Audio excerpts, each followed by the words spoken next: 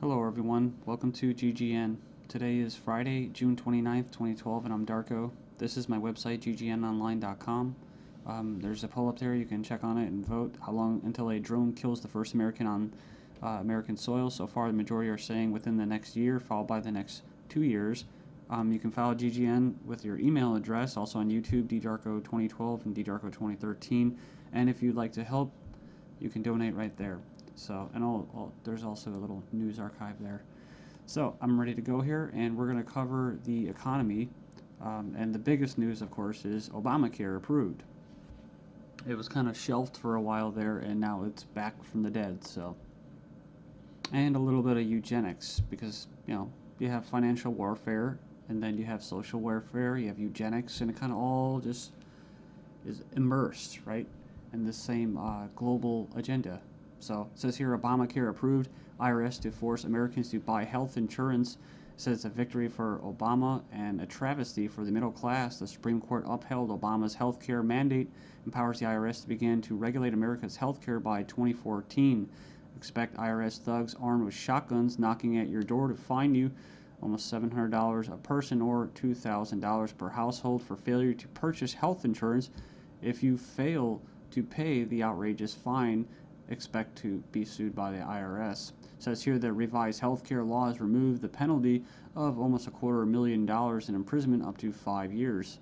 It says here this ruling allows the federal government to force citizens to enter a contract with private corporations to buy health insurance. This is happening just days before the 4th of July, when Americans won its independence from British tyranny, and now we face the same tyranny today. It says here by 2014, all Americans will have to submit or face being fined and sued by the Internal Revenue Service.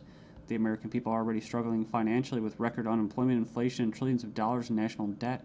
By the time health insurance becomes mandatory, the middle class will be financially bankrupt.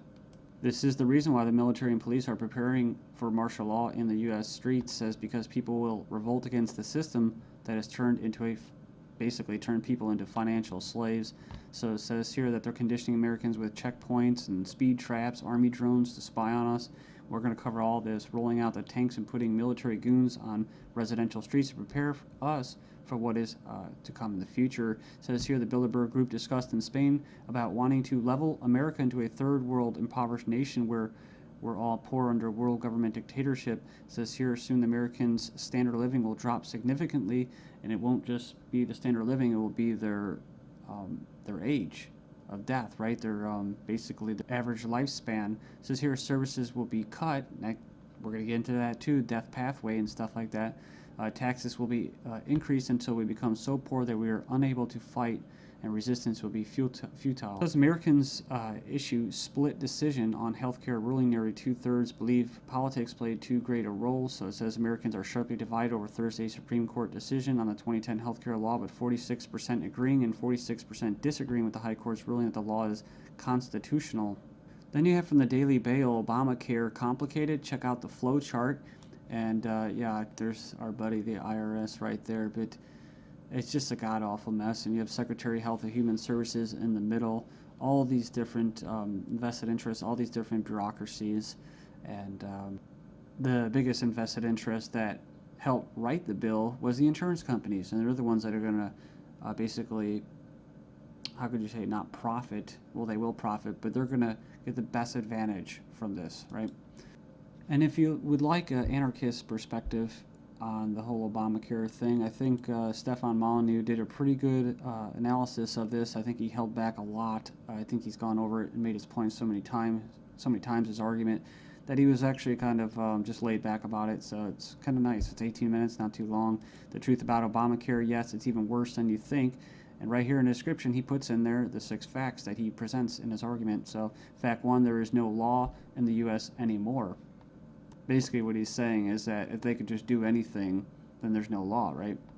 And it's tricky because, in quote, in a stateless society, there would be what? No law. Well, there would still be common law. See, this isn't common law. This is political law. That's why you have pigs, political law enforcement, and the like that are going to be enforcing this, federal agents and that.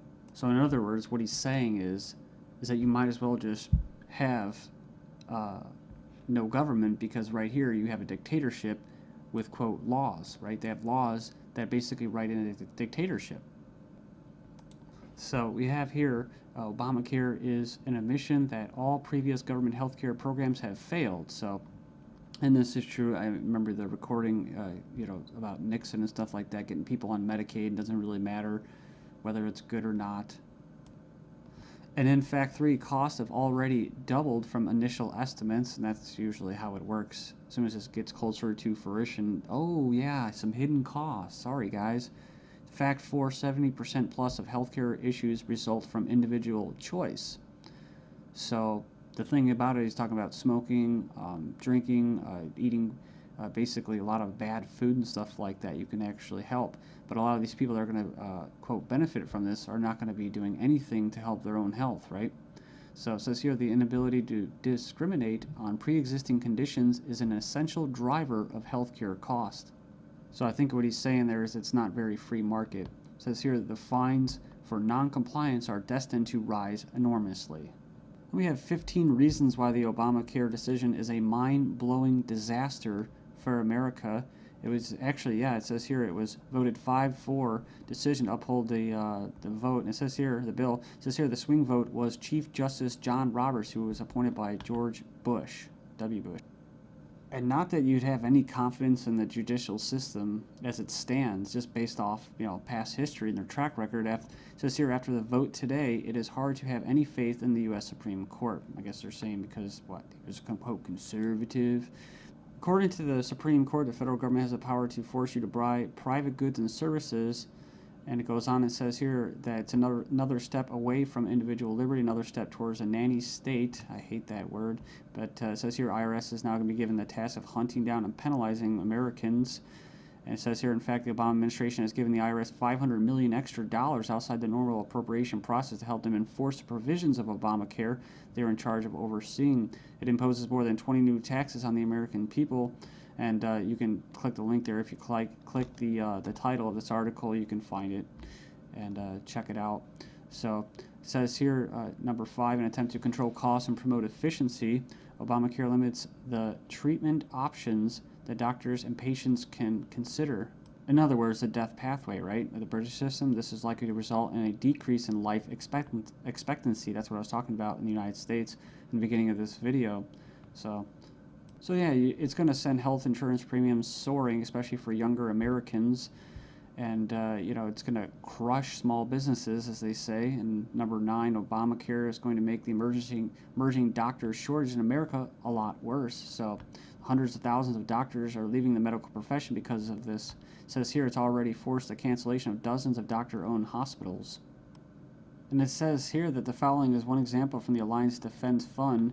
It's an insidious little provision. It says here, did you know that this bill, you'll have to pay for life-saving drugs, but life drugs are free. So 100% free. If this plan were really about health care, it wouldn't be about, it would be the other way around. So yeah, it's like robbing from the future to pay for the living. So and it just turns into a god-awful mess.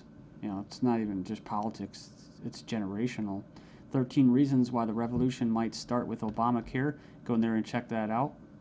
I'll just name a few and you can hopefully go in there and check it out. It says here that's a direct tax which is unconstitutional under Article 1, Section 9. And you can go in there and read that. It says here it violates states' rights since federal government does not have the constitutional authority to take over healthcare as stated in the 10th Amendment outlined in the Bill of Rights. This mandate is involuntary servitude or slavery to big banks and insurance industries, neither slavery nor involuntary servitude except as punishment for a crime whereof the party shall be duly convicted. Basically, the 13th Amendment. So yeah, that's the federal government's 4th of July Independence Day present to Americans. It's pretty crazy. I mean, you think the timing of this was just happenstance? I bet it isn't. Let's just show you. Just give you a big middle finger right in front of your face. Stagnating life expectancies in the United States. Poor U.S. citizens live 5 years less than the affluent, but they don't talk, what about the middle class, right? So despite modest gains in lifespan over the past century, the United States still trails many of the world countries when it comes to life expectancy. We remember this article, top doctors chilling claim the NHS kills off 130,000 elderly patients every year. It says here, a professor says doctors use death pathway to euthanasia of elderly. Says here that Liverpool care pathway, death pathway, may be slippery slope to backdoor euthanasia. This is from 2009 from the Telegraph. Says here that the patient assessment selects those deemed close to death for withdrawal of food and fluids or being placed on a continuous sedation until they die off. Next up, we have another little example. Doctors said this individual was a typical lazy teenager. Actually, she had an aggressive form of cancer. So it goes on here. It says that she was finally diagnosed after she had an MRI scan following a fall. So basically, she was left undiagnosed for 6 months after doctors mistook her symptoms for typical teenager laziness. So as cancer rates soar due to the eugenics and that, I see these articles. European meeting to be held to raise awareness of the eugenic current of European society held in Strasbourg, France. It's hosted by the Parliamentary Assembly of the Council of Europe, or PACE, this week to address the alleged eugenic current of European society and eugenics and human rights issues of prenatal screening. It says here, currently the highest court in Europe is considering a complaint from a woman who claims that she was not given a prenatal screening which would have revealed her daughter's Down syndrome and thus allow her to choose to abort her child. They didn't go into this, which is what? Scottish toddlers to be tested to see if they will grow up to be drug addicts or criminals. So they're going to basically examine them to determine their